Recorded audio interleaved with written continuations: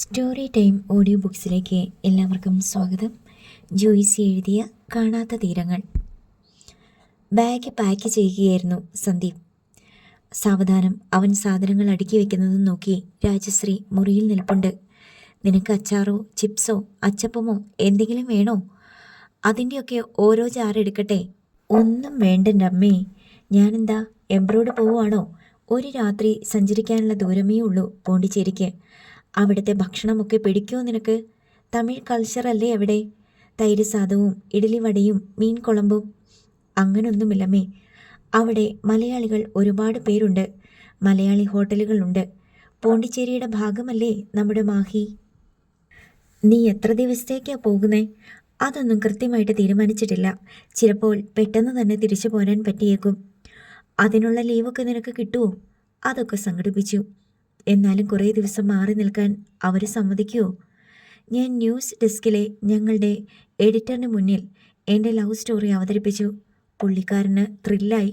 ലീവൊക്കെ എടുത്തോ. പക്ഷേ ഒരൊറ്റ കണ്ടീഷൻ, ഈ സ്റ്റോറി പിന്നീട് പത്രത്തിന് കൊടുക്കണം. അത് ഞാൻ സമ്മതിച്ചു. പത്രത്തിലൊക്കെ നിൻ്റെ പേരും കൂടി ചേർത്ത് അച്ചടിച്ച് വന്ന നാണക്കേടല്ലേ സന്തു? അല്ലമ്മേ, ഒന്ന് ചോദിച്ചോട്ടെ, ഈ പ്രേമെന്ന് പറയുന്നത് നാണം കെട്ട ഇടപാടാണോ? അതൊക്കെ പലരറിയുന്നത് നാണക്കേടാ. അമ്മ ലവ് സ്റ്റോറീസ് ഒന്നും വായിച്ചിട്ടില്ലേ? പ്രേമിക്കുന്ന നായികയും നായകനും ഒന്നിക്കണമെന്ന് ആഗ്രഹിച്ചിട്ടില്ലേ? ഭൂരിപക്ഷം സിനിമകളിലും പ്രേമമല്ലേ മുഖ്യ വിഷയം. അമ്മയ്ക്ക് തമിഴ് സിനിമകളിലെ ഭ്രാന്ത് പിടിച്ചുള്ള പ്രേമമല്ലേ ഏറ്റവും ഇഷ്ടം? അതൊക്കെ ശരിയാണ്, എല്ലാം ശരിയാണ്. മറ്റുള്ളവർ ചെയ്യുമ്പോൾ സ്വന്തം മകൻ മാത്രം പ്രേമത്തിൻ്റെ പുറകെ പോകാതെ അവനവൻ്റെ ജോലി നോക്കി അച്ഛനും അമ്മയും പറയുന്നതനുസരിച്ച് അടങ്ങി ഒതുങ്ങി ജീവിച്ചോണം. എന്നിട്ട് അച്ഛനും അമ്മയും തിയേറ്ററിൽ പോയി പ്രേമം കണ്ട് തൃപ്തിയടയും. അല്ലെങ്കിൽ പ്രേമകഥ വായിച്ച് കോൾ മയർ കൊള്ളും. പോട കളിയാക്കാതെ. എല്ലാവരും അങ്ങനെയൊക്കെ തന്നെയാ. എന്നാൽ പിന്നെ ഞാൻ ഇറങ്ങട്ടെ. അച്ഛൻ വരുന്നതിന് മുമ്പേ പോയാൽ ഒരു സമാധാനമുണ്ട്. അച്ഛനോട് പറഞ്ഞിട്ട് പോകുന്നതല്ലേ സന്തു ശരി? വേണ്ട വേണ്ട, അച്ഛൻ ശപിക്കും. നീ പോണ പോക്ക് ഗുണം പിടിക്കത്തില്ലെന്ന്. സന്തു, നീ അധിക പ്രസംഗം പറയണ്ടാട്ടോ. അച്ഛൻ കാരണമാണ് ഞാനിപ്പോൾ ഈ യാത്ര ചെയ്യേണ്ടി വരുന്നത്. അറിയോ അമ്മയ്ക്ക്?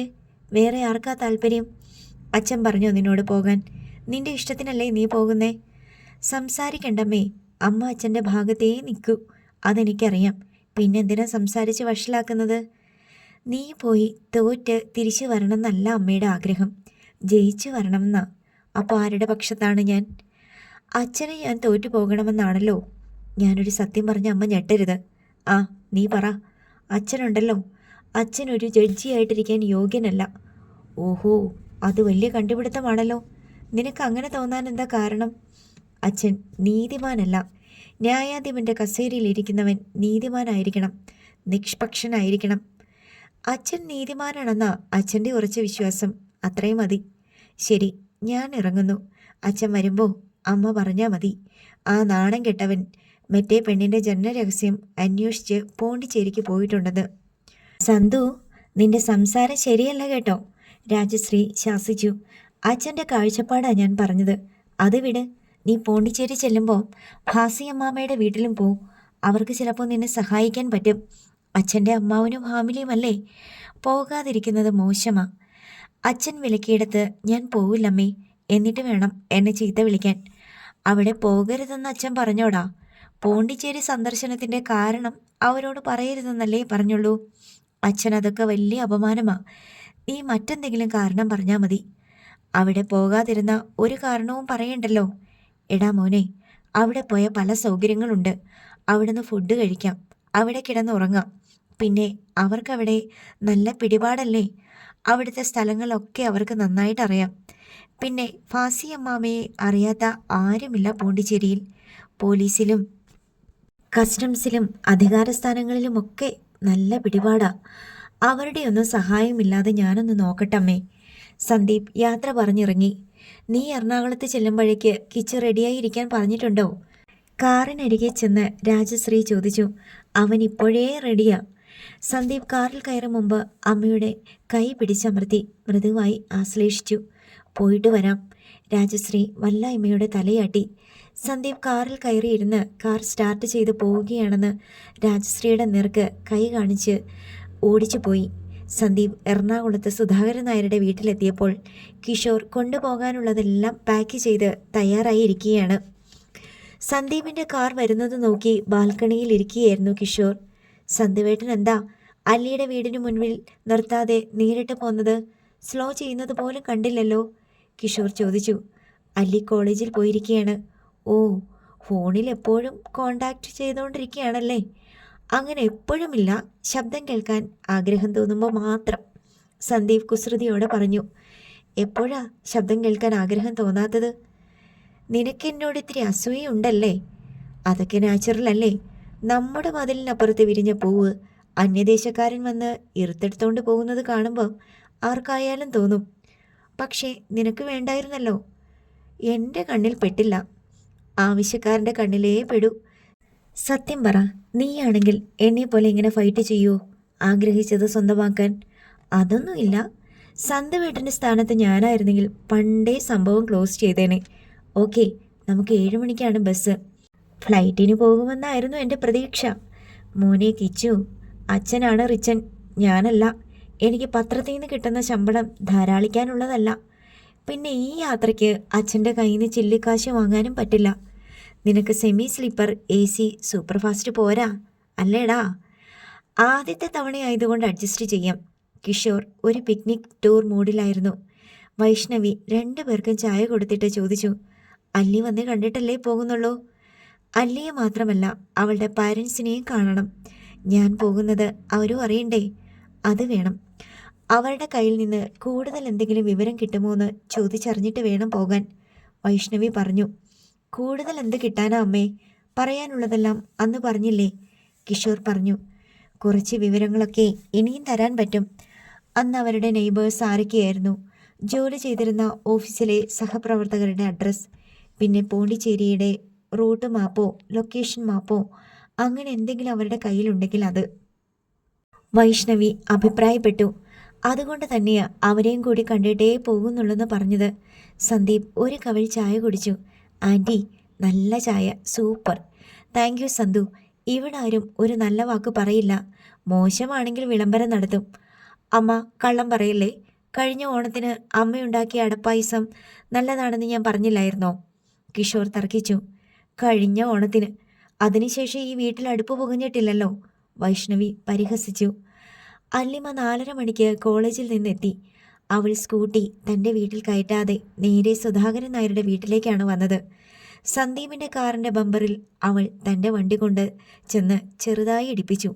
എന്നിട്ട് കാറിനോട് ചോദിച്ചു, ഒന്നും മുട്ടിയെന്ന് വെച്ച കുഴപ്പമൊന്നുമില്ലല്ലോ? ഹെൽമെറ്റ് മാറ്റി സ്കൂട്ടി സ്റ്റാൻഡിൽ വെച്ച ശേഷം അവൾ സിറ്റൗട്ടിലേക്ക് കയറി. വൈഷ്ണവി അപ്പോഴേക്കും വാതിൽ തുറന്നു. ഇങ്ങോട്ട് കയറി വാ, അവർ മുകളിൽ നിന്നോണ്ട് കണ്ടു. അല്ലി നേരെ ഇങ്ങോട്ട് വന്നിട്ടുണ്ടെന്ന് താഴോട്ട് വിളിച്ചു പറയുകയും ചെയ്തു. അല്ലിമ വാതിൽ കടന്ന് ഹാളിൽ കയറി.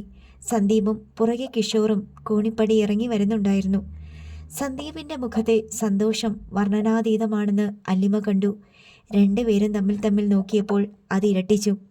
എന്തൊരാനന്ദമാണ് ഹൃദയത്തിൽ വന്ന് നിറയുന്നത് ഒന്ന് കാണുമ്പോഴേക്കും. പ്രണയം എല്ലാവരിലും ഇങ്ങനെ തന്നെയാണോ? സന്ദീപ് അവളുടെ മുന്നിലേക്ക് വന്ന് കൈനീട്ടി. ഹായ് അല്ലി. അല്ലിമയും കൈനീട്ടി. മൃദുലമായൊരു ഹസ്തദാനം. പക്ഷേ അത്രയുമല്ല, അമൂല്യമായതെന്തോ കൈമാറിയെന്ന് 2 പേർക്കും തോന്നി. സമർപ്പിക്കുകയും സ്വീകരിക്കുകയും ചെയ്തു. അതിൻ്റെ അനുഭൂതിയും രഹസ്യാത്മകതയും സംതൃപ്തിയും അവാച്യമായിരുന്നു. ഇത്തിരി നേരം വർത്തമാനം പറഞ്ഞിരുന്ന് വൈഷ്ണവി കൊടുത്ത ചായയും കുടിച്ചിട്ട് അല്ലിമ സ്കൂട്ടിയും എടുത്ത് വീട്ടിലേക്ക് തന്നെ പോയി. 5 മണി കഴിഞ്ഞപ്പോൾ സുധാകരൻ നായർ ജോലി കഴിഞ്ഞും ഗോപിക ട്യൂഷൻ തീർന്നും എത്തി. സുധാകരൻ നായരാണ് 2 പേരെയും ബസ് സ്റ്റേഷനിൽ കൊണ്ടുവിടേണ്ടത്.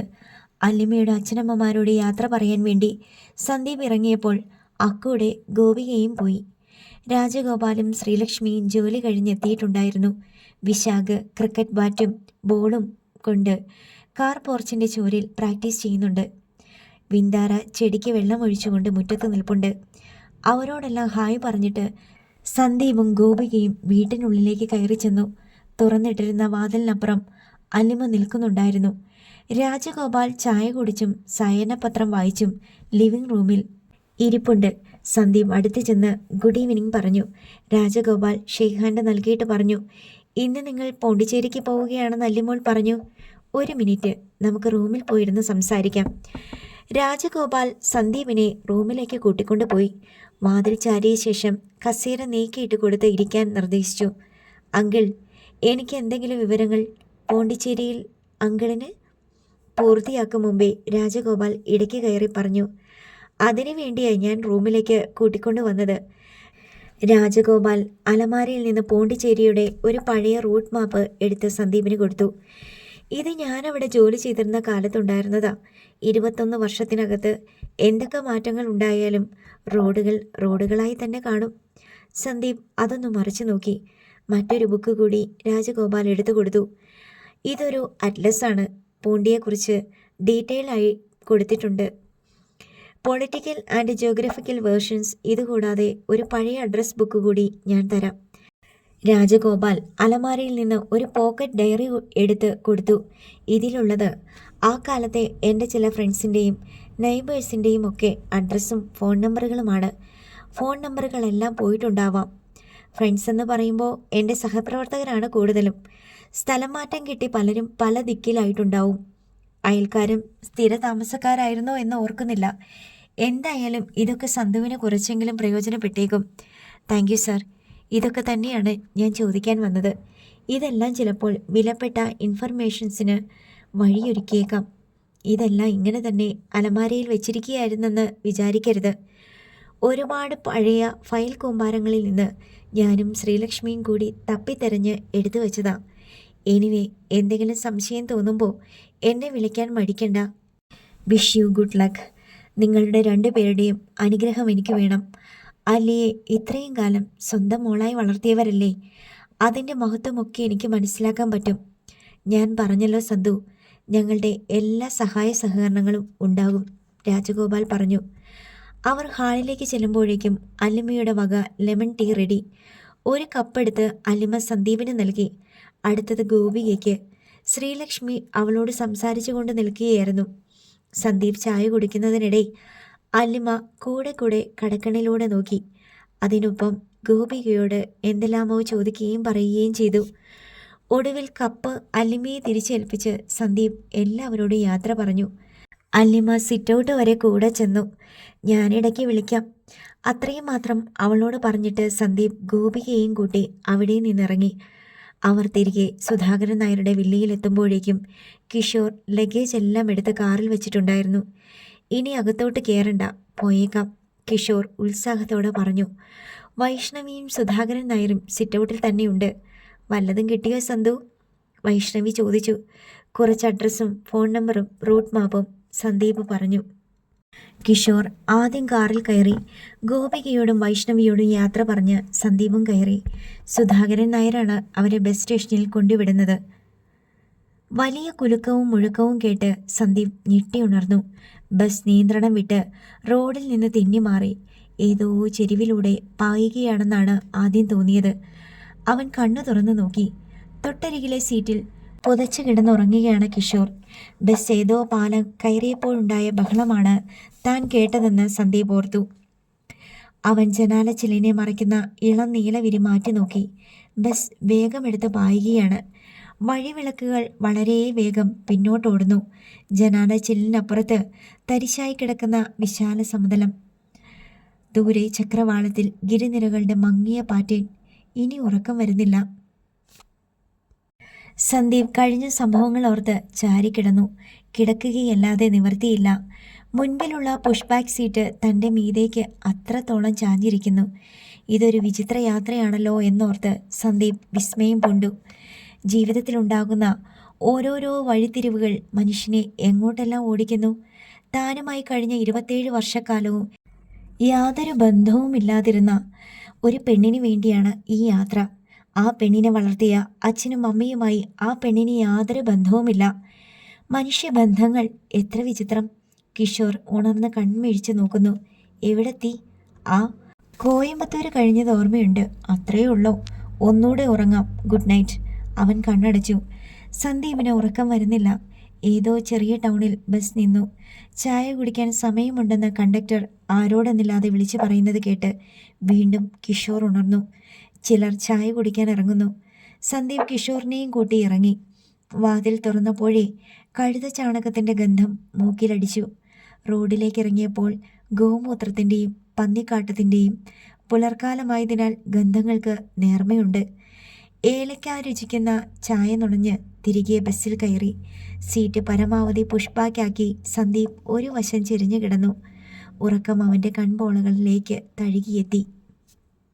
നിരന്തരമായ ഹോൺ ശബ്ദങ്ങളും സൈക്കിൾ റിക്ഷക്കാരുടെയും ഓട്ടോറിക്ഷക്കാരുടെയും ബഹളങ്ങളും കേട്ട് സന്ദീപ് ഉറക്കമുണരുമ്പോൾ ബസ് തിരുവള്ളൂർ ബസ് സ്റ്റാൻഡിലേക്ക് കയറുകയായിരുന്നു. സന്ദീപ് നോക്കിയപ്പോൾ കിഷോർ ഉണർന്ന് ഉഷാറായിരിക്കുന്നു. ഞാൻ നോക്കുമ്പോൾ സന്ദീപേട്ടൻ നല്ല ഉറക്കം. വില്ലുപുരത്തെത്തിയപ്പോൾ എൻ്റെ ഉറക്കം കഴിഞ്ഞു, കിഷോർ പറഞ്ഞു. ലഗേജുമായി രണ്ടുപേരും ഇറങ്ങിയപ്പോഴേക്കും റിക്ഷക്കാർ അവരെ പൊതിഞ്ഞു. നമുക്ക് സൈക്കിൾ റിക്ഷ മതി, സന്ദീപ് പറഞ്ഞു. നേരെ നന്നേ പുലർന്നിരുന്നു.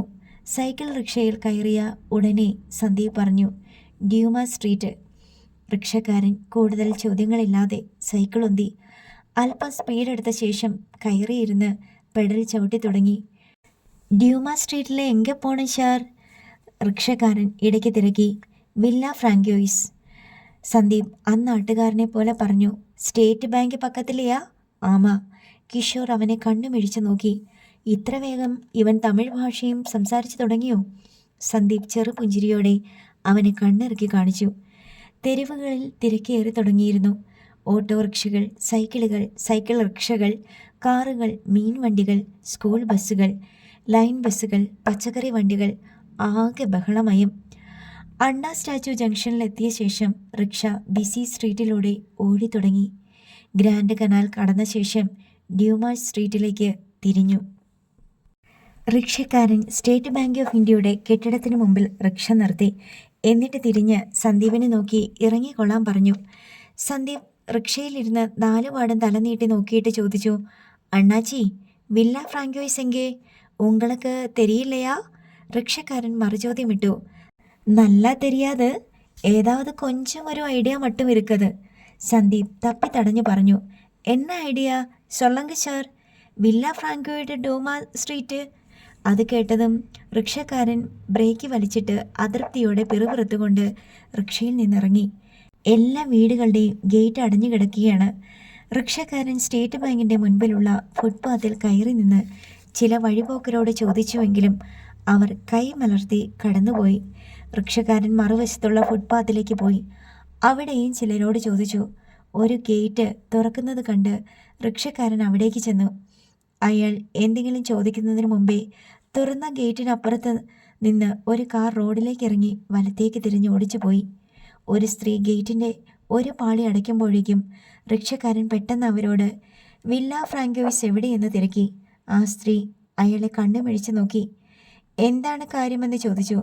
തൻ്റെ റിക്ഷയിൽ 2 പേർ വന്നിട്ടുണ്ടെന്നും അവർ ആ വീട് തിരക്കി നടക്കുകയാണെന്നും റിക്ഷക്കാരൻ അവരോട് പറഞ്ഞു. സന്ദീപും കിഷോറും റിക്ഷയിലിരുന്ന് ഇതെല്ലാം കാണുന്നുണ്ടായിരുന്നു. അത് തന്നെയാണ് വീടെന്ന് തോന്നുന്നു, സന്ദീപ് കിഷോറിനോട് പറഞ്ഞു. റിക്ഷക്കാരൻ തിരിച്ചു വരുന്നതും ഗേറ്റിൻ്റെ പാളിയിൽ പിടിച്ച് ഒരു സ്ത്രീ നോക്കി നിൽക്കുന്നതും കണ്ടു. സന്ദീപ് മൊബൈൽ ഫോണിലെ ക്യാമറയിൽ ഒരു ഫോട്ടോ എടുത്തു. ശരിയാ, അയാൾ നല്ല ഉത്സാഹത്തിലാണ് വരുന്നേ, കിഷോർ പറഞ്ഞു. റിക്ഷക്കാരൻ എത്തി. അതാണോ വില്ല ഫ്രാങ്കോയിസ്? സന്ദീപ് തിരക്കി. ആമാങ്കേ. റിക്ഷക്കാരൻ റിക്ഷയിൽ കയറി അങ്ങോട്ട് സൈക്കിൾ റിക്ഷ ചവിട്ടി. കഷ്ടിച്ച് 50 വാര ദൂരമേ ഉള്ളൂ. വേണ്ട വേണ്ട, അങ്ങോട്ട് പോകണ്ട, സന്ദീപ് വിലക്കി. സൈക്കിൾ റിക്ഷക്കാരൻ തിരിഞ്ഞ് രൂക്ഷമായി നോക്കിയിട്ട് ബ്രേക്ക് പിടിച്ചു. എന്നെ സാർ ഇത് ഡ്യൂമ സ്ട്രീറ്റുക്ക് പോണെന്ന് നീങ്ക முதல்லே சொல்லியாச்சு, ഇപ്പ വേണാണ്ട് சொல்றது? ഇതെന്നാ വിളയാട്ടമാ? സോറി, റിയലി സോറി, ഞങ്ങൾക്ക് വീട് തെറ്റി. അതല്ല, ഞങ്ങളെ ഏതാവത് ഹോട്ടലിൽ കൊണ്ടുവിടൂ. റൂം വേണം, അത് താൻ മുഖ്യം, സന്ദീപ് പറഞ്ഞു. റിക്ഷക്കാരൻ സ്വരം താഴ്ത്തി പ്രാഗിക്കൊണ്ട് സൈക്കിൾ റിക്ഷ ഉന്താൻ തുടങ്ങി. അല്പം വേഗം കിട്ടിയപ്പോൾ പെഡലിൽ ഇടതുകാൽ പാദം ഊന്നി കയറിയിരുന്നു. വില്ല ഫ്രാങ്കോയിസിന് മുന്നിലൂടെയാണ് സൈക്കിൾ റിക്ഷ പോകുന്നത്. ഗേറ്റിനരികെ സ്ത്രീ കാത്തു നിൽക്കുന്നുണ്ടായിരുന്നു. അവർ റിക്ഷയിലിരിക്കുന്നവരെ നോക്കി. റിക്ഷ നിർത്താതെ പോവുകയാണെന്ന് കണ്ട് അവർ കൈതട്ടി റിക്ഷക്കാരനെ വിളിച്ചു. ഏയ് ഏയ് റിക്ഷാവാല! റിക്ഷക്കാരൻ അത് കേൾക്കാത്ത ഭാവത്തിൽ മറുവശത്തേക്ക് മുഖം തിരിച്ചു പിടിച്ചു. സന്ദീപ് ആ സ്ത്രീയുടെ നേർക്ക് കൈ കൂപ്പി. സോറി, ഇറ്റ്സ് എ മിസ്റ്റേക്ക്, അവൻ തെല്ലുറക്കെ പറഞ്ഞു. സ്ത്രീ ഉടൻ ദേഷ്യത്തിൽ ഗേറ്റിൻ്റെ മറ്റേ പാളിയും വലിച്ചടച്ചു. കൊള്ളാം കേട്ടോ, കിഷോർ വില്ല ഫ്രാങ്കോയ്സിനെ നോക്കി പറഞ്ഞു. അത് വേറൊരു സ്റ്റൈലാണല്ലോ. എടാ കിച്ചു, ഫ്രഞ്ച് കോളനി ആയിരുന്നല്ലോ പോണ്ടിച്ചേരി. നമ്മളിപ്പോൾ കാണുന്ന പഴയ സ്റ്റൈലിലുള്ള കെട്ടിടങ്ങളൊക്കെ അവരുടെ നിർമ്മിതിയാണ്. അതുകൊണ്ടാണ് ഇതിനെ ഹെറിറ്റേജ് ടൗൺ എന്ന് വിളിക്കുന്നത്. സ്ട്രീറ്റുകളുടെ കിടപ്പ് നീ കണ്ടില്ലേ? എല്ലാം സ്ട്രീറ്റാണ്. ഫ്രഞ്ചുകാർ അങ്ങനെയാണ് പ്ലാൻ ചെയ്തതും പണിത് വെച്ചതും. പക്ഷേ ഇടയ്ക്കിടയ്ക്ക് നമ്മുടെ സ്റ്റൈലിലുള്ള പുതിയ കെട്ടിടങ്ങളും ഉണ്ടല്ലോ. പഴക്കം ചെന്ന കെട്ടിടങ്ങൾ പൊളിച്ചു മാറ്റിയിട്ട് വേറെ ബിൽഡിംഗ് കെട്ടിയതാ അതൊക്കെ. റിക്ഷ ഡ്യൂമ സ്ട്രീറ്റിൽ നിന്ന് ബസാർ സ്ട്രീറ്റിലേക്ക് തിരിഞ്ഞ് അല്പദൂരം കൂടി ഓടി ഒരു ഹോട്ടലിൻ്റെ മുന്നിൽ ചെന്ന് നിന്നു. റിക്ഷയിൽ ഇരുന്നു കൊണ്ട് കിഷോർ ഹോട്ടലിൻ്റെ പേര് വായിച്ചു. Hotel de Paris. ഈ മാതിരി പേരൊക്കെ നമ്മുടെ നാട്ടിലും ഉണ്ടല്ലോ. നമ്മുടേത് നമ്മൾ തന്നെ ഇട്ട പേരാണ്. ഇത് ഫ്രഞ്ചുകാർ വന്ന് ഹോട്ടൽ ഉണ്ടാക്കി അവർ തന്നെ ഇട്ട പേരാണ്. ആവോ, ആർക്കറിയാം. പേരെഴുതിയിരിക്കുന്ന സ്റ്റൈൽ കണ്ടോ? പിന്നെ ബിൽഡിങ്ങും 2 നൂറ്റാണ്ട് മുൻപത്തെ തന്നെ. കുറച്ച് മോഡിഫിക്കേഷൻസൊക്കെ ഉണ്ടെന്നേ ഉള്ളൂ. നല്ല ഹോട്ടലാണോ? സന്ദീപ് റിക്ഷക്കാരനോട് തിരക്കി. ആമാ സർ. തങ്ങൾ ഇറങ്ങാത്തതിൽ അയാൾ അക്ഷമനാണെന്ന് സന്ദീപിന് മനസ്സിലായി. സന്ദീപ് ആദ്യം ഇറങ്ങി ലഗേജ് എടുത്ത് ഫുട്പാത്തിൽ വെച്ചു. കിഷോറും ഇറങ്ങി. റിക്ഷാക്കൂലി എത്രയാ? സന്ദീപ് ചോദിച്ചു. റിക്ഷാക്കാരൻ 3 വിരൽ ഉയർത്തി കാണിച്ചു. 30? 300 രൂപ കൊടുക്കണം സാർ. അതെന്താ അങ്ങനെയൊരു ചാർജ്? ഇതിന് പെട്രോളൊന്നും അടിക്കണ്ടല്ലോ. ചാർജ് ജാസ്തിയല്ല സാർ, കൊഞ്ചം കമ്മിയാർക്കും. റിക്ഷക്കാരൻ കാര്യം വിശദീകരിച്ച് പറഞ്ഞു. ബസ് സ്റ്റേഷൻ മുതൽ വില്ല ഫ്രാങ്കോയ്സ് വരെ 200 രൂപ. അവിടെ മുതൽ ഹോട്ടൽ വരെ 100. ഒരു റിക്ഷാ കൂലി കൊടുത്താൽ പോരാ, 2 കൂലി കൊടുക്കണം. അതിന് ഞങ്ങൾ റിക്ഷയിൽ നിന്ന് ഇറങ്ങിയതേയില്ലല്ലോ എന്ന് സന്ദീപ് തർക്കിച്ചെങ്കിലും റിക്ഷക്കാരൻ വഴങ്ങിയില്ല. ഒടുവിൽ 300 തന്നെ കൊടുത്ത് റിക്ഷക്കാരനെ ഒഴിവാക്കി. ഹോട്ടൽ ഡി പാരീസിൽ കയറി റൂമുണ്ടോ എന്ന് സന്ദീപ് തിരക്കി. ബുക്ക് ചെയ്തിട്ടുണ്ടോ എന്ന് റിസപ്ഷനിസ്റ്റ് ചോദിച്ചു.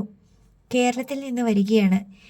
ഈ ഹോട്ടലോ ഫോൺ നമ്പറോ അറിയില്ലായിരുന്നുവെന്ന് സന്ദീപ് വെളിപ്പെടുത്തി. ഗൂഗിളിൽ നോക്കിയാൽ കിട്ടുമായിരുന്നല്ലോ എന്നായി റിസപ്ഷനിസ്റ്റ്. അയാൾ ഹോട്ടൽ രജിസ്റ്ററിൻ്റെ പേജുകൾ കുറേ മറിച്ച ശേഷം ഒരു സ്യൂട്ട് റൂം മാത്രമേ ഉള്ളൂ, താരിഫ് കൂടുതലാകും, വേണോ എന്ന് ചോദിച്ചു. സ്യൂട്ടോ പൂട്ടോ എന്ത് വേണമെങ്കിലും ആയിക്കോട്ടെ, ഇവിടെ തന്നെ എടുക്കാം, എനിക്ക് ഉറങ്ങണം, കിഷോർ പറഞ്ഞു. സന്ദീപ് രജിസ്റ്ററിൽ പേരും വിലാസവും ഫോൺ നമ്പറും എഴുതി തിരിച്ചറിയൽ കാർഡ് കൊടുത്തു. 3ാമത്തെ നിലയിലേക്ക് റൂം പോയി അവരെ കൂട്ടിക്കൊണ്ടുപോയി. ഈ പടിയൊന്നും കയറിയിട്ടും തീരുന്നില്ലല്ലോ, കിഷോർ ആവലാതിപ്പെട്ടു.